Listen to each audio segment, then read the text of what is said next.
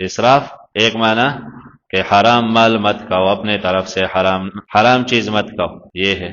یا کھاؤ پیو لیکن اپنے طرف سے اشیاء حرام نہ کرو، کھاؤ پیو اپنے طرف سے، جو حلال ہے بس حلال سمجھو، جو حرام ہے حرام، اپنے طرف سے زیادتی نہ کرو، اسراف نہ کرو۔ یقیناً اللہ تعالیٰ محبوب نہیں رکھتا اسراف کرنے والوں کو۔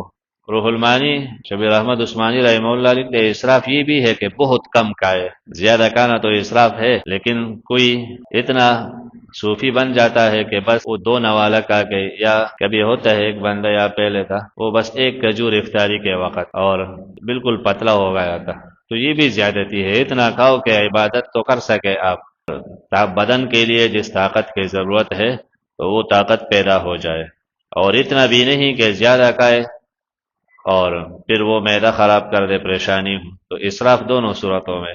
یقیناً اللہ تعالیٰ لا يحب المسرفین، محبوب نہیں رکھتا حد سے تجاوز کرنے والوں کو۔